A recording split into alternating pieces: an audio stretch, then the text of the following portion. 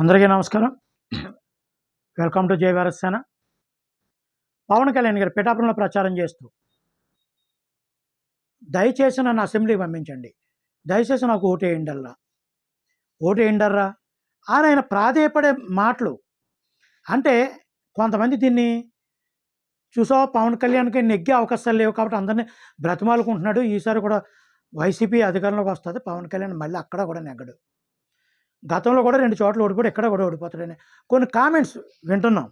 కానీ ఒక నాయకుడు, ఒక ప్రజాదరణ కలిగినటువంటి నాయకుడు ప్రజల దగ్గరికి వచ్చి నాకు ఓటేయండి అని ప్రాధేయపడుతున్నాడంటే వ్యవస్థ ఏ విధంగా తయారైందో ఒకసారి అర్థం చేసుకోవాలి మనం.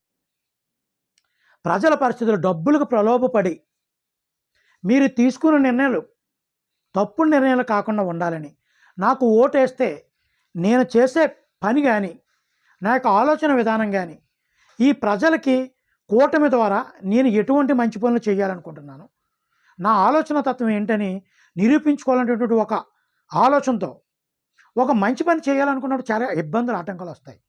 వాళ్ళు చాలామందిని ప్రాధేయపడతారు, మేము ఇలా చేయాలనుకున్నా మాకు సపోర్ట్ చేయండి దయచేసి అని. కానీ చెడ్డ పని చేయాలనుకున్నప్పుడు సపోర్ట్లు గిపోర్ట్లు ఏం అవసరం లేదు, దూసిపోవచ్చు, అడ్డుచుండి కొట్టుకుంటూ పోవచ్చు. అందుకనే పవన్ కళ్యాణ్ గారు ప్రాధేయపడుతున్నారంటే అందులో ఒక అర్థం ఉంది. ఎస్, ఓటర్ల దేవుళ్ళు అటువంటి ప్రాధేయపడితే తప్పేటి. పేరుని నాని కూడా బ్రతిమాలుకుంటున్నాడు ఓట్లేయడానికి. నువ్వు ప్రజల దగ్గరికి వెళ్ళి ఓట్లు ఏమని అడగలేదా, బ్రతిమాలుకోలేదా? టీలు కాసి ఓడి దగ్గరికి వెళ్ళి టీ కాసి, ఇది చేలోకి వెళ్ళి వ్యవసాయం చేసుకునే వాళ్ళ దగ్గరికి వెళ్ళి వాళ్ళ పనులు చేసి, ముడ్డు కడుక్కునే వాళ్ళ దగ్గరికి వెళ్ళి ముడ్డు కడిగి, ఇవన్నీ ఏ పాలకుడే ఏ రాజకీయ నాయకుడైనా చేసేయే, హేళన చేయని అవసరం పని లేదు. పేరు నాని గారు ఒకటి ఆలోచించాలి.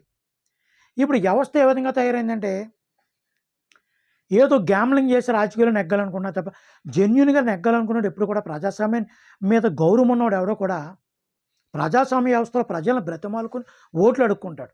ఎందుకంటే ప్రజలు దేవుళ్ళు లాంటి వాళ్ళు, అంతిమ తీర్పిచ్చేది ప్రజలే.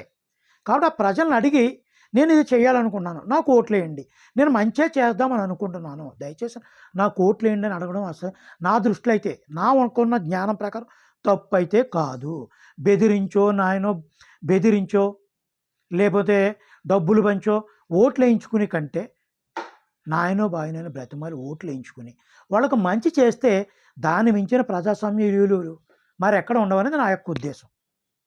దీని మీద షట్టర్లు వేసే ప్రతి ఒక్కళ్ళకు కూడా ఒకసారి ఆత్మవిమర్శ చేసుకోవాలని మనస్ఫూర్తిగా కోరుకుంటున్నాను. జై భీమ్ అందరికీ.